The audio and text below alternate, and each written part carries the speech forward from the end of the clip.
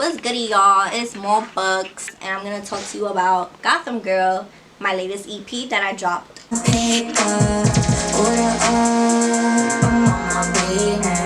The first track off the EP is a skit, what I wanted Gotham Girl to be, and my character for this EP. So basically, I bring you the good, but I also bring you the bad. And for me, it was kind of like being something like Batman. When I was making the skit, me and AOA, we was thinking about how to best reflect that, and basically my idea was to be tuning into a radio and having that newscast of Gotham Girl being back. But at the same time, she never really left. So one day I came in the studio and I had like black lipstick on, or like a dark colored lipstick, and I had like black clothes, and somebody was like, wow, you looking very Gotham today. He meant to say very gothic. And I was like, wow, you're a fucking genius. So Gotham Girl was basically something I stuck with because I'm born and raised in Gotham. And not even in the parts of Gotham that is like on the TV. I'm from the parts of Gotham that is like considered trenches, I guess. But I love it, and it represents who I am. I might create a Gotham Girl series. Gotham Girl. Yeah. The next track is Matcha. And matcha is definitely like a little jiggy. I've been getting to the green like some matcha. So a lot of people, they don't get it at first. And then they're like, oh, matcha, because the drink is green. Hit up K Dinero and I'm like, yo, like how much for the beat? And he was like, yo, bro, honestly, like I don't even make beats no more. He's a whole full-blown artist now. And he's like, just put me in the credits, like it's cool. That's how old that beat was. But I just never really did anything with it. I always kept it in the stash. I came to IMI, started recording myself, and I had help from Drew with his template before I even knew what a template was. Even Derek, Homie Comics, he even put in some little like little beats on it after it was fully recorded, and I'm like, yo, that shit sound fire. Bitches never fade. Nah, you violated. I'm a pimp blade. Nah, you violated, bro. I just showed it to you for you to listen. So I fuck with Matcha because it was like kind of like a group effort. If you really listen, I'm actually talking about how like leveling up, like, you know, like just never really like compromising myself for the satisfaction of somebody else. Watch me take off like a rocket. Like, you gonna watch me take off when it's too late. I like Matcha. I had to put it as the first track. Okay, so the next track after that is Word 2. And Word 2 is like my little baby. Like, I watched it flourish. This was one of those songs that I wrote the song before actually having a beat to it. This was in my early days of writing. So AOA, he showed me the beat. And I was like, yo, bro, like, I need that beat. Just the beat itself, I knew I had to get on it. And I told AOA, I have this idea. Like, I want the breakdown at the end of it to slow it down. He was like, alright, I got you. So when I heard that breakdown, I was like, oof, this shit fire. I like it because it's more of like a raw type of rapping. You know, like it's definitely, I feel like more of my personality can be heard on Word 2. And like I said, it's like my little child. Like I literally, this was like one of the first songs I ever recorded in the history of Morbux. So I was definitely happy to put it on the project. The fourth track, It Be Like That. That track is really fun. It was just cool how it came about. I remember just sitting in B room at IMI and Comics was like, yo, I got some beats. And as soon as I heard it, I got straight in the booth with it. I didn't even write to it or anything. So I got in the booth, I did the hook, and I got the like biggest writer's block while I was getting to the verse. But I pushed through. I didn't want it to be super long, but when I perform it, it goes crazy. It be like that, like, you know, like that's definitely like it's like a common thing that was said. Now it's like widespread. Like I hear people from Connecticut saying it be like that, like, you know, just like different types of people, and I just be like, wow, like I remember I used to say that a lot. So it'd be like that's like a little phrase. I feel like people from New York started it, but I could be wrong. I don't know. It's such a New Yorker thing to say. I feel like New Yorkers say that. Meanwhile, the whole world says it be like that. But they didn't start. Okay, you know, you could tell because some people they say it differently.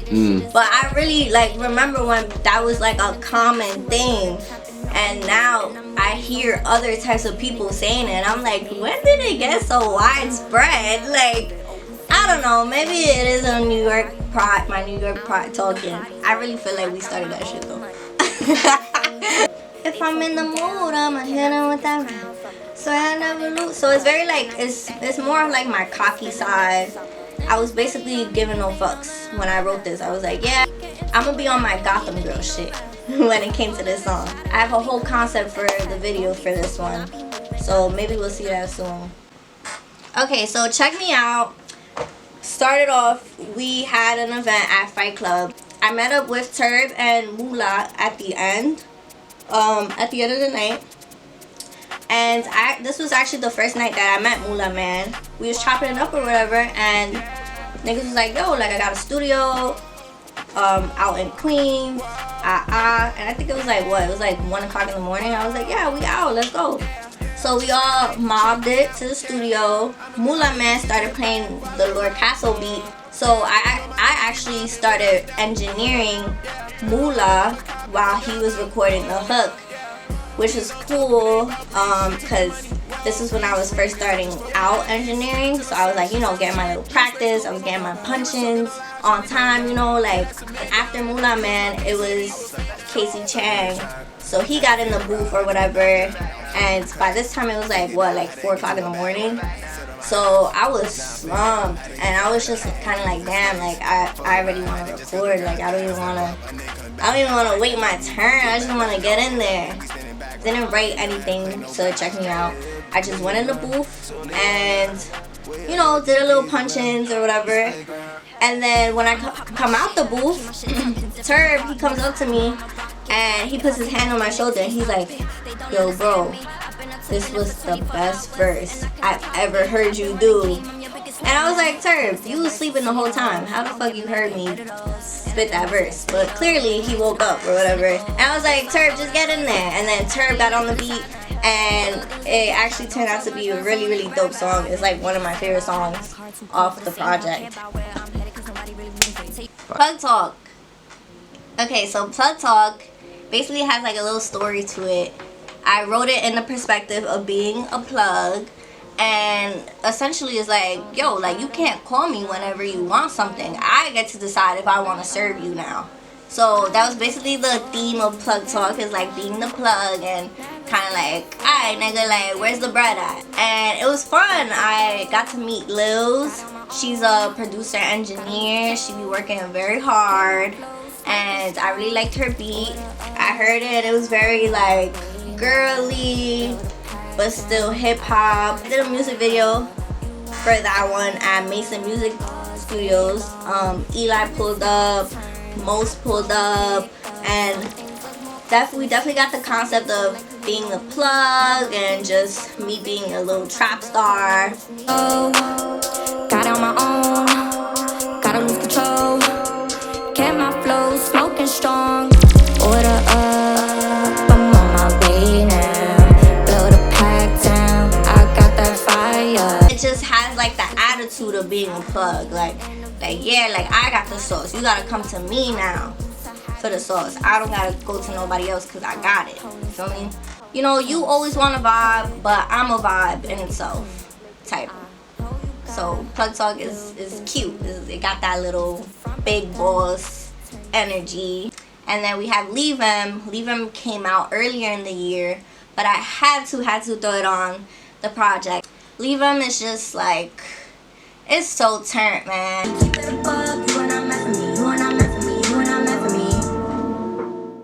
One thing about me, don't get mad, I just get even. Watch game this playoff season. You know, so it got that cocky type of feel to it, which I love. I remember when I first made the song, I brought it to the studio I brought it to the guys in the studio and I was like, hey guys, I made a good bad song. And they were like, what? And I played it for them and it was like, but to me it was a good bad song because it bumped, but at the same time it was so unconventional. Like, I can't really compare it to anything. I didn't know if anybody was really gonna like it. The video was super cool too. The video had, I did the treatment for that video and we executed it exactly the way that we wanted it.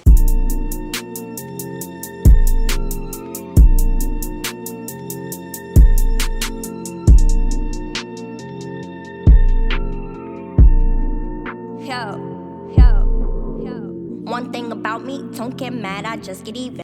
We brought the yin and the yang, the good and the bad. My friend Justin brought his snake champagne. We wanted people to remember while watching the video. Awesome.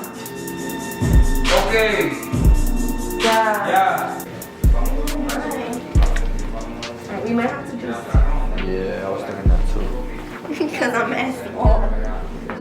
One thing about me, don't get mad, I just get even. Watch game, this playoff season. Move how I want, you can ask the reason, dog. Now don't believe him. People opinions so deceiving. Tell you about it, ain't no misleading. Don't care what these niggas be perceiving, cause this my garden of Eden. I bring these niggas meanest. Niggas name my angels every day. Each night I battle, demon battle. Can't keep showing niggas why they need me, so that's that. Word. Any last? What's next? What's next for Morbux? No, don't ask me that. Okay, so what's next? I have 2 projects lined up for next year, hopefully. We're gonna have more of my personality on it. I wanna have kind of like themed projects. But it's really fun making projects. I kind of want to put out more projects than singles now.